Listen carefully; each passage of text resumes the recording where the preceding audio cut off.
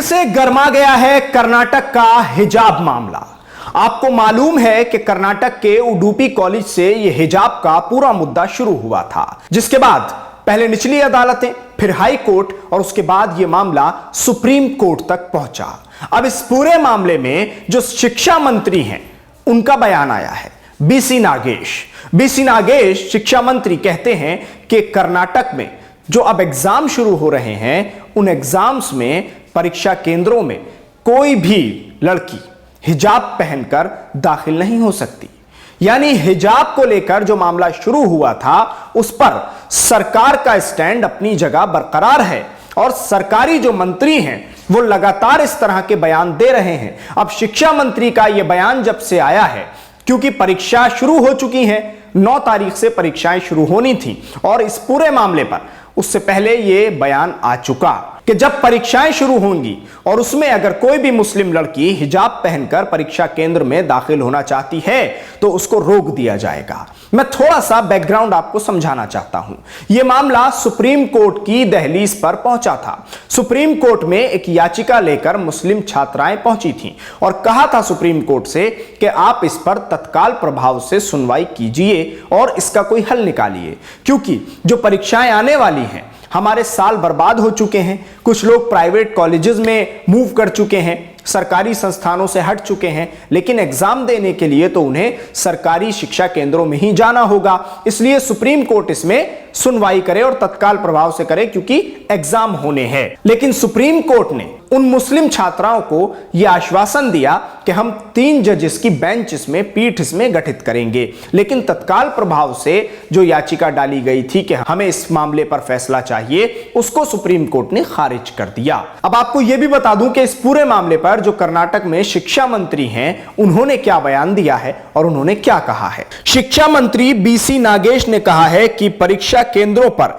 हिजाब की अनुमति नहीं मिलेगी। इससे पहले भी उन्होंने कहा था कि हिजाब पहनकर छात्राओं को परीक्षा देने की अनुमति नहीं दी जाएगी। इसके बाद सुप्रीम कोर्ट में मामले को लेकर याचिका डाली गई थी, जिसे कोर्ट ने खारिज कर दिया। शिक्षा मंत्री बीसी नागेश ने कहा, फरमाइशों पर सरकार नहीं चला रहे हैं, यह सरकार देश के कानून पर चल रही है।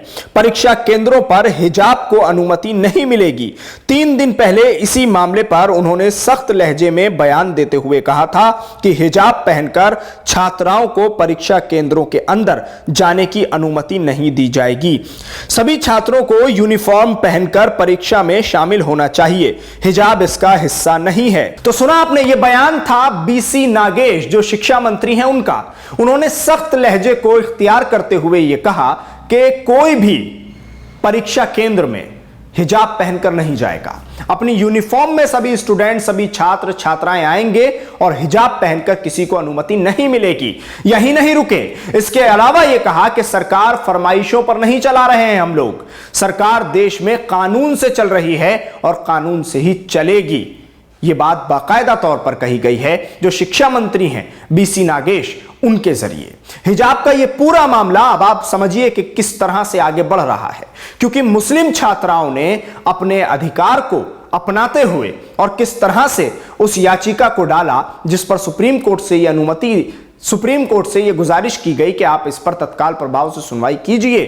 तो सुप्रीम कोर्ट ने तत्काल प्रभाव से सुनवाई करने से इनकार कर दिया, याचिका को खारिज कर दिया। सुप्रीम कोर्ट ने कहा कि हम इसमें 3 जजेस की बेंच गठित करेंगे, वो इस पर सुनवाई करेगी और तब कोई फैसला होगा। लेकिन अब परीक्षाएं शुरू हो चुकी हैं, अब छात्र क्या करेंगे, यह सबसे बड़ा सवाल है। आगे सुनिए इस पूरे मामले में और क्या हुआ है। नागेश ने आगे दावा किया कि हिजाब प्रतिबंध के बाद परीक्षा में बैठने वाले मुस्लिम छात्रों की संख्या में वृद्धि हुई है। उन्होंने कहा कि हिजाब पर प्रतिबंध के बाद अधिक संख्या में मुस्लिम छात्राएं परीक्षा में शामिल हुई हैं और मुस्लिम छात्राओं के नामांकन में वृद्धि हुई है।